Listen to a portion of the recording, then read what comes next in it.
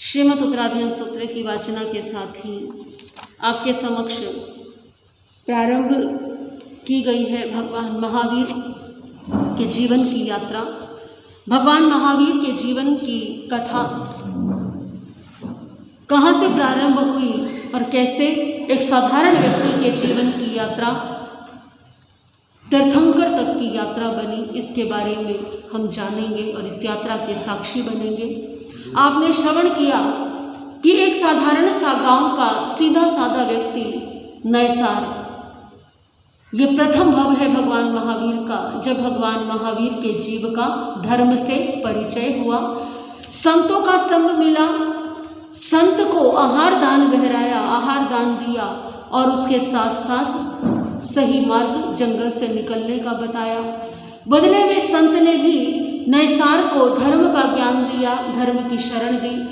वो धर्म की शरण मिली और उस सरल हृदय आत्मा ने उस धर्म को स्वीकार कर लिया।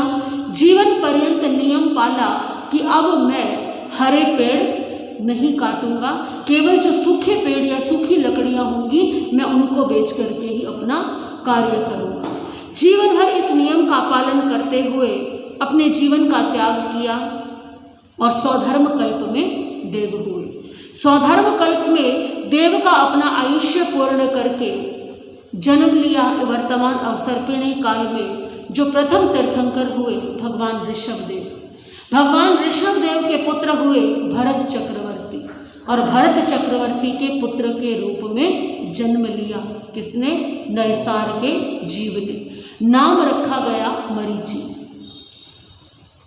भगवान ऋषभदेव तीर्थंकर हुए, तीर्थ की स्थापना की उन्होंने, धर्म का प्ररूपण किया, धर्म की स्थापना की।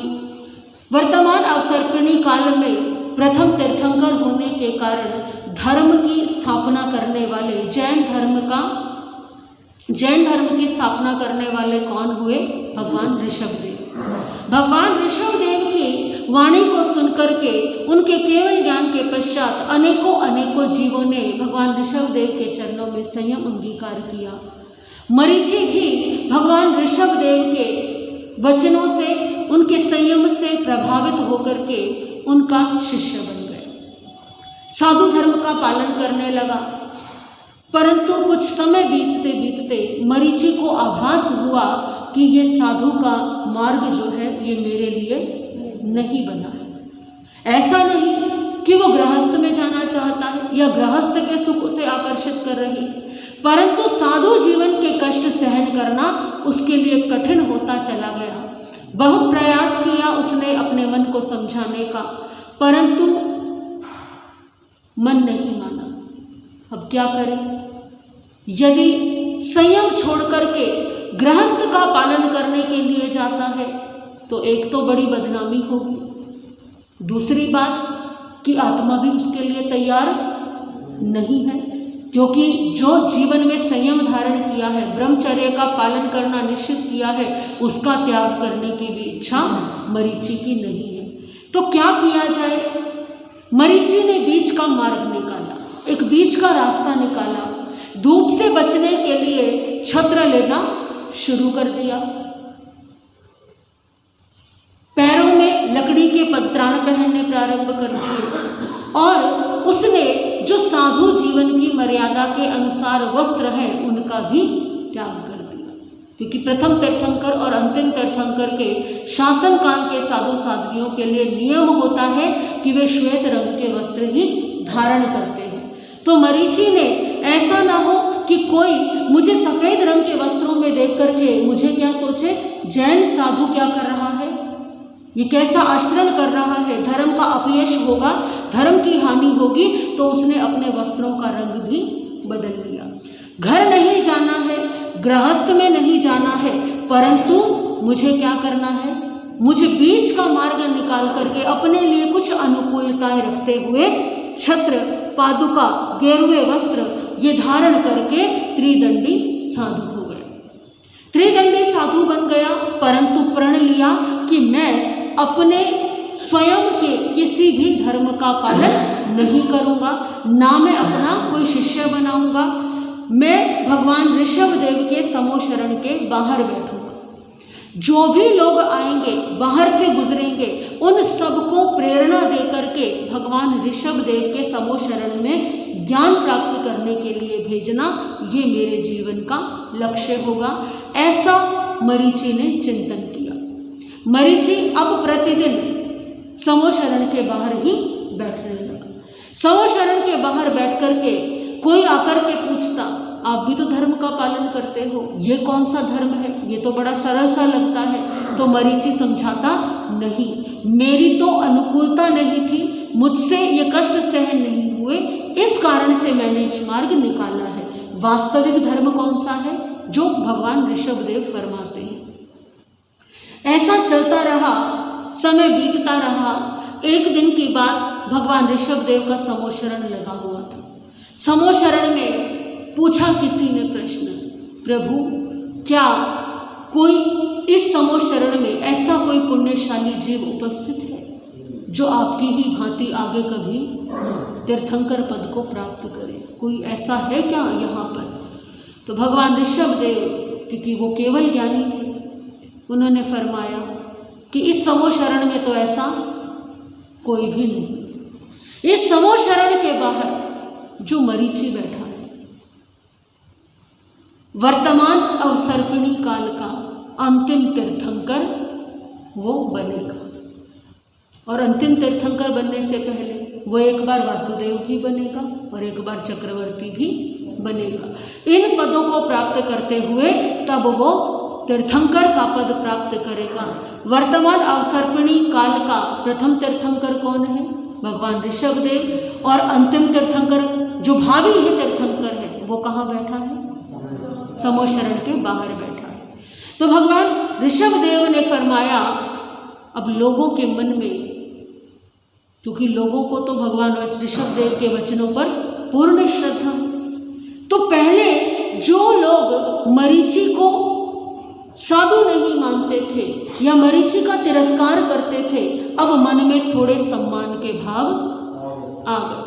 अब समो शरण से बाहर निकल करके सबने मरीचि को बधाई दी। मरीचि, तुम तो बड़े पुण्यशाली हो, तुम तो बड़े भाग्यवान हो, तुम क्या बनोगे? तुम प्रभु ऋषभ देव की भांति ही वर्तमान अवसर्पिणी काल के अंतिम तीर्थंकर बनोगे, और उससे पहले तुम एक बार चक्रवर्ती भी बनोगे और एक बार वासुदेव भी बनोगे। ये ऐसा प्रभु ऋषभ देव ने फरमाया है। मरीचि ने सुना, मेरा ऐसा भाग्य कहाँ, परंतु यदि प्रभु ऋषभ देव ने कहा है तो ये सत्य ही होगा। प्रसन्नता हुई, बड़ा हर्ष हुआ, परंतु ये हर्ष अपने साथ में अभिमान भी ले आया। अरे मेरे पितामह प्रथम राजा, प्रथम तीर्थंकर, मेरे पिता प्रथम चक्रवर्ती, और मैं क्या बनूंगा? मैं आगे जाकर के वासुदेव भी बनूंगा, फिर चक्रवर्ती भी बनूंगा, और फिर मैं तीर्थंकर जैसे सर्वोच्च पद को भी प्राप्त करूंगा। मेरी जाति, मेरा कुल कितना श्रेष्ठ है, कितना उत्तम है। अभिमान आ गया मन के अंदर।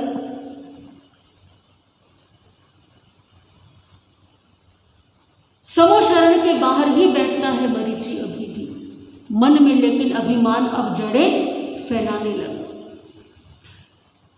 लोग आते जाते प्रणाम भी करने लगे, सम्मान भी करने लगे।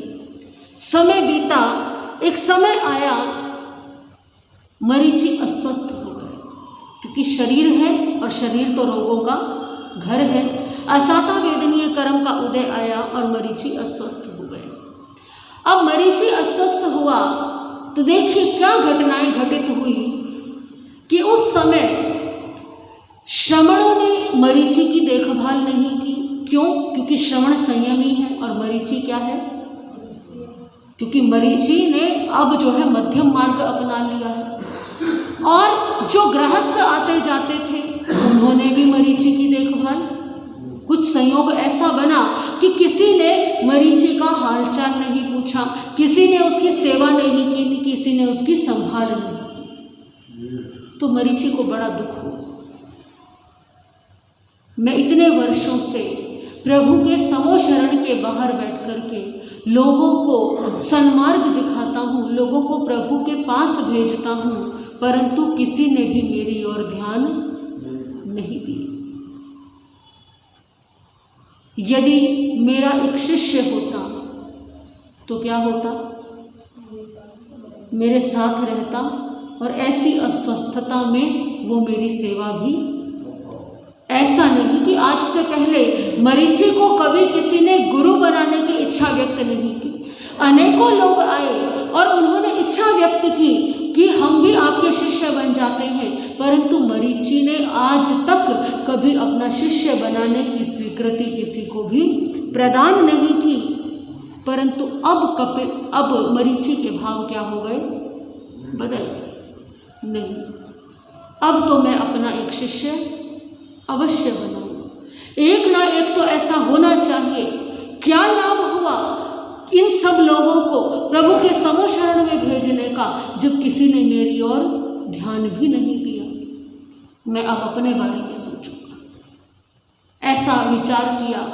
संयोग से एक व्यक्ति उधर से गुजर रहा था। देखा उसने मरीचि को। मरीचि से वार्तालाप करने लगा, पूछने लगा धर्म क्या है, क्योंकि भीतर समो शरण है और वो समो शरण के तो मन में प्रश्न आना स्वाभाविक है कि ये धर्म सही है या वो धर्म सही है।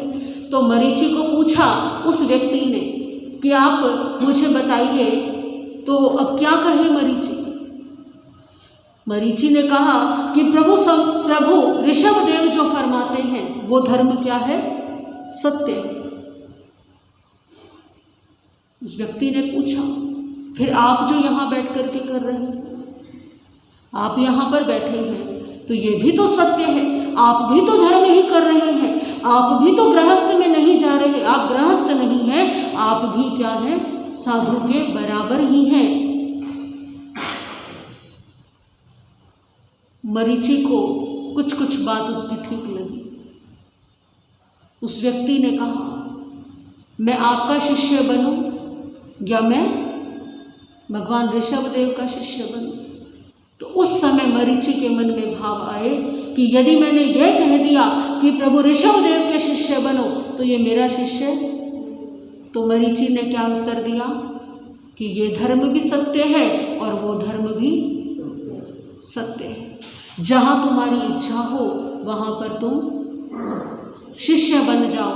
और उस व्यक्ति ने मरीचि का शिष्य बनना स्वीकार किया। उस व्यक्ति का नाम था कपिल। कपिल आगे चल कर के योग और सांख्य शास्त्र के विशेष विद्वान हुए, प्रवर्तक हुए। मरीचि ने शिष्य बना लिया। अब अपना अलग जो है संप्रदाय बना करके वो विचरण करने लगे, परंतु जीवन पर्यंत जो अभिमान आया था मन में उसका कभी भी प्रायश्चित नहीं किया, उसकी आलोचना नहीं की। और इस आलोचना न करने के कारण, इस जाति कुल का अभिमान करने के कारण नीच गोत्र का बंध भी हो गया। अब वो नीच गोत्र का बंध हो गया। कर्मों का बंध कब होता है? जब हम कोई भी ऐसा कार्य करते हैं और उनका फल हमें कब भोगना पड़ता है? न जाने कब भोगना पड़े, जब उदय में आएंगे तब हमें भोगना पड़ेगा। नीच गोत्र का बंध कर लिया और अनावश्यक ही अपने लिए एक ऐसा मार्ग तय कर लिया जो कि धर्म से क्या था। देखिए संयोग, देखिए जीव की यात्रा के। धर्म मिला, धर्म को अपनाया जीवन में, लेकिन चलते चलते फिर क्या हो गए? धर्म से भटक गए। धर्म से विमुख नहीं हुए, परंतु रास्ता क्या हो गए?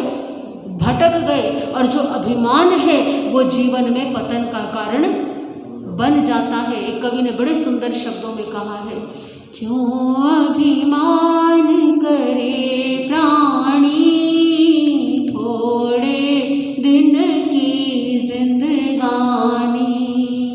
क्यों अभिमान करे प्राणी, थोड़े दिन की जिंदगानी। झूठी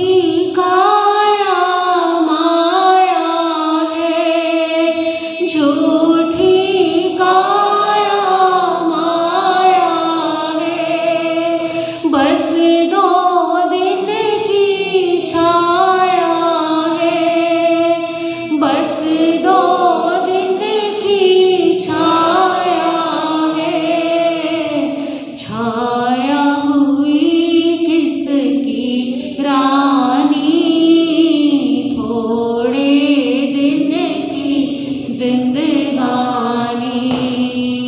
क्यों अभिमान करे प्राणी, थोड़े दिन की जिंदगानी।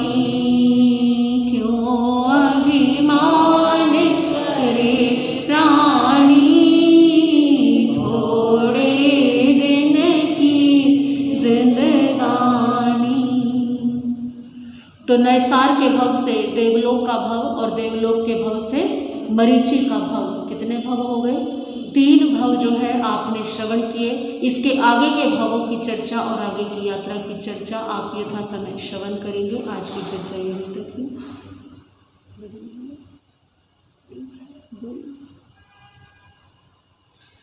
शांत स्वभावी परम पूज्य महासाधु श्री संयम प्रभा जी महाराज आप सभी को एक भजन से लाभान्वित करेंगे।